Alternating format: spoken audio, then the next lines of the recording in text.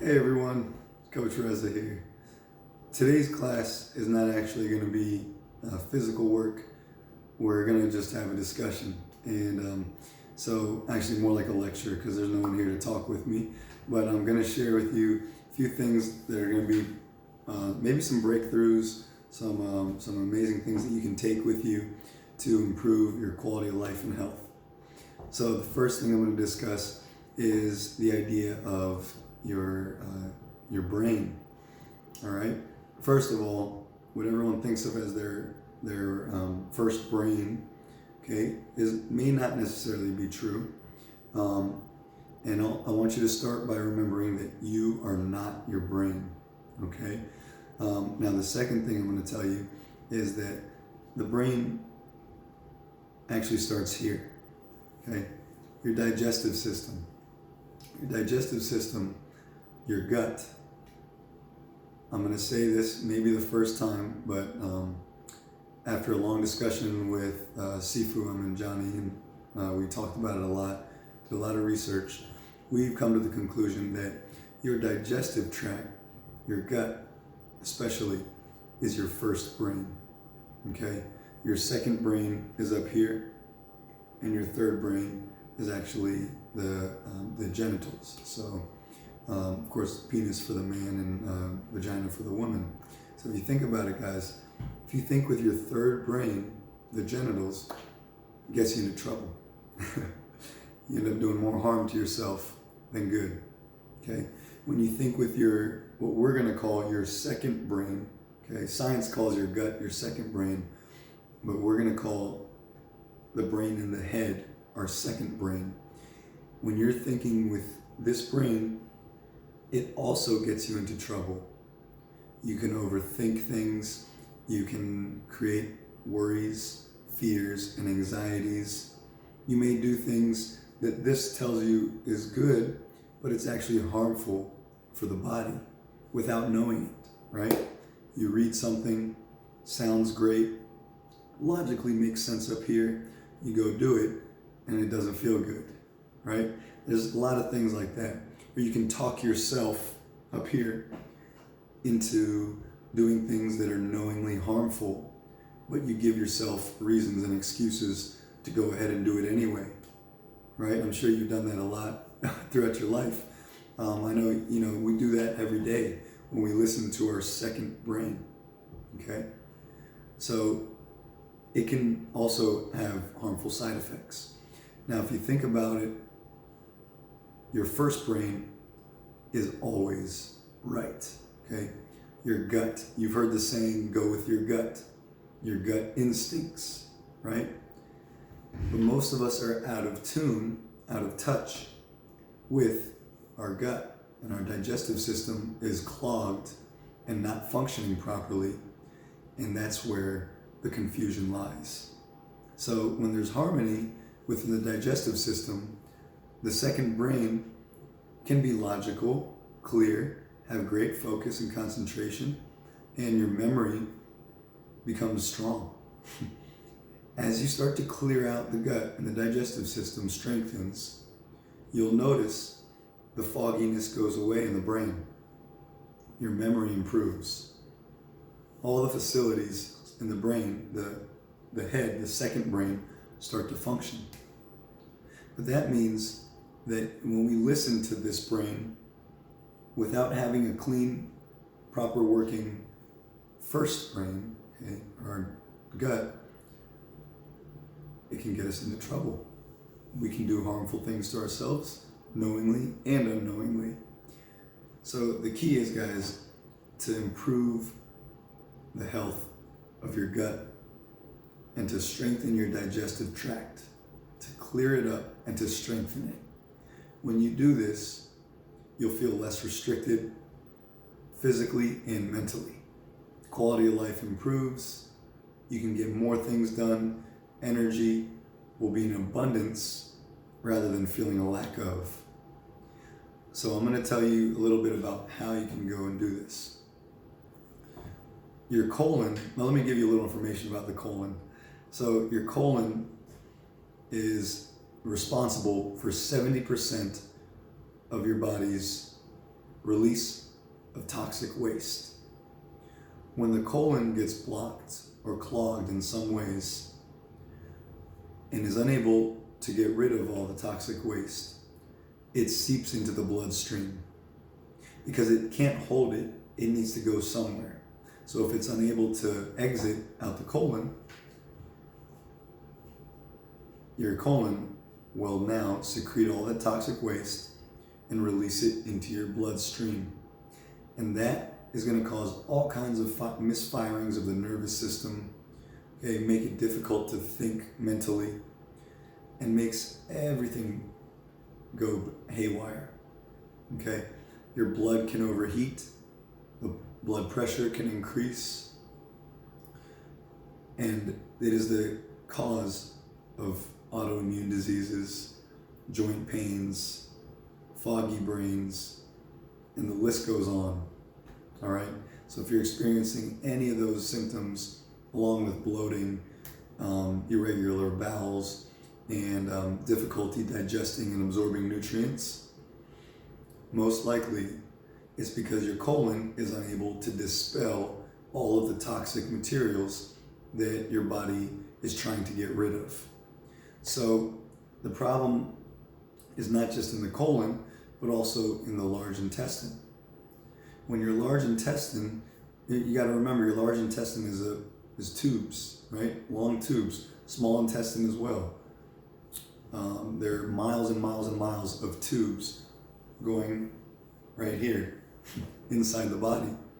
So when those tubes get stuck with things, they get smaller and more narrow. And now it's difficult for things to go out, and material that is toxic to the body now has trouble moving properly out of the body, right? And it can cause all kinds of problems as well. So we got to start not just with the colon, but the whole digestive tract. And let me begin by telling you, which you already know, but sugar is horrible for your digestive tract because our blood is so hot, okay?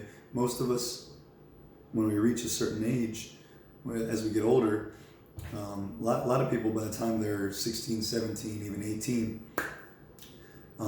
the colon gets blocked because of candy, sugar, and sweet things, processed foods, especially processed meats. It gets clogged and blocked. And so now it becomes difficult for our bodies to actually absorb nutrients and to move things through the digestive tract. Now what sugar does is it gets stuck. It creates mucus, okay? In Chinese medicine, they'll tell you that the root cause of most of the problems and illnesses that we face is phlegm.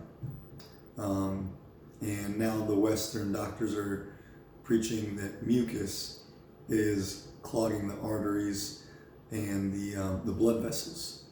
So, and it's also clogging our digestive tracts. So what happens is when our blood is too hot and we consume sweet things in general, it will create phlegm or mucus. And that stuff gets lodged onto the stomach lining and into the small intestine and large intestine. So when food passes through, instead of clearly going through these tubes, it gets stuck. So think about that. When you heat up sugar in a pot, try it. What happens? It becomes caramel. Super, super sticky material. When it hardens, it becomes hard like a rock. And that is what's happening to our internal system. Okay? So if you want to get back into good health, you got to stay away from sugar.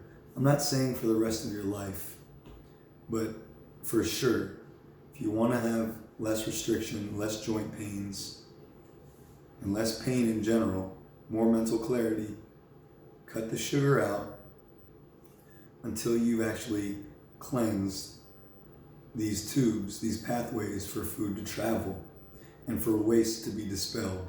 So that being said, until your colon is completely cleared, your body's going to naturally send that toxic material into the bloodstream, which is going to cause your blood to overheat and to not circulate properly, creating a whole lot of dysfunction in the internal organs. So if I were you, I would start with a deep colon cleanse, a safe way of cleansing that's not going to be harmful or too abrasive or intrusive. My suggestion is look into a colonix. Look for a professional institute, okay? And they have a machine which uses ancient technology to cleanse the colon in a soft, gentle way. You may need 1 or 2 treatments, maybe more, just depending on the person, the kind of foods that you've consumed throughout the years. And of course, your weight will kind of tell you that there are issues with dispelling toxic waste. When you get to the point where your colon is cleansed and toxic materials can now be released, your body will start to heal naturally, and your mind will now stop getting you into trouble. It'll be more associated with the gut, and so your first brain can think properly, allowing the second brain to think properly, leaving no need to think with the third brain. Okay? No confusion. You'll make right decisions in your life. You'll help yourself and others around you more than creating harm unknowingly. So, please take my advice. Cut the sugar out. Okay? Fruits even. I know they're natural, but they are high in sugar. Okay, cut that out. Have very little. Springtime, you don't need too much. Summertime, you can have a little more fruit. Fall and winter, probably little to no fruit. And right now, just minimal. And don't have it late at night, guys, because then your body's just going to send it into the blood. And what happens is when your body's not dispelling toxic waste, it goes to the bloodstream, then gets stored into the fat cells in your body. And so what you want to do, is make sure that you're not, if you're overweight, you really shouldn't be consuming sugar. And the other thing is processed meats. Okay, those will get stuck in your large intestine and colon. So you got to do your best. All right, don't be too hard on yourselves when you make mistakes. But just remember, when you make a mistake, it's because you're thinking with this. And this can't be healthy until this is healthy. So think with this. Listen to your body. Don't overeat. Okay, remember your stomach is the size of your fist. All right? If you have a super high metabolism and you worked out a lot, maybe eat this much food more often, 5-6 times a day, so that you have the proper nutrients and energy for you to function. All right? But for those of you who have not been exercising a lot, you probably have a lot of energy, stored energy, that can be used up. So you can actually go longer periods of time without having to eat so much. All right? But the key, guys, is don't listen to your brain. Your brain will tell you, don't waste the food. You can't throw it away. There's starving people out there. But that's not what your gut's telling you. If you listen to that brain, it'll always want to finish your plate. But you may put too much food on your plate. And again, that's going to cause more problems in the digestive tract. Okay? Don't think about wasting. Don't think about wasting the food, but think about wasting the essential energy and vital organs energy first. And if you do that, you'll listen to what it says, your gut and your intestinal tracts. If you listen to this, you'll convince yourself to do things that could harm your body, like overeating, eating the wrong foods, etc., etc. Let me leave you with another thing. When you're eating, remember that your body can go longer without food. It's just, you gotta eat properly, okay? So let's say you did a lot of exercise and you tell yourself in your mind, oh, now I need to eat, okay? Until your blood is cooled down and your body is relaxed, the food that you eat will not get digested properly, and it'll do more harm to your body than good. So I'm telling you right now, if you're not calm, if your blood is not cool, and if you're not able to feel relaxed, it's not a good idea to eat. Rest is the best way to cool down the blood. Okay? Rest, even if you're starving, take a little nap, 10-20 minute nap. Let your body rest. Let your blood cool down so that when you do go to eat, you'll be in tune with your gut. Your digestive system will be able to break down the foods properly and absorb them and get rid of the waste properly. Remember, that is the most important thing. Your fear of having enough energy and your fear of starvation will cause you to do things that harm your body unknowingly. So don't listen to this brain, listen to this brain. All right? Another thing, a helpful tip I want to give you guys is remember to chew very well. A lot of us eat in a hurry because we live such a fast lifestyle. It's imperative that you give yourself the time to eat with a relaxed body and a relaxed brain, so your mind does not have all this turmoil and miscommunication with the body. Chew 30 times with each bite. Take smaller bites. Use a fork, not a spoon. Don't be shoveling the food into your mouth because you're going to unknowingly swallow large chunks. Take small bites. Chew each bite 30 times. And when you swallow the food and consume it, you'll be able to listen to your body better, and you'll know when you've had enough. So remember, chew a lot, chew well, chew slowly, and stay calm and cool when you eat. If something disrupts your calm, or if something heats your blood up, whether a person, an idea, or your environment, stop what you're doing. At that moment, eating is not the most important thing. At that moment, calming yourself, cooling your blood, and relaxing the body is going to be more important than consuming food, no matter how hungry you are at that moment. Of course, unless you've gone days without eating. Okay? So don't let yourself eat out of anxiety and fear.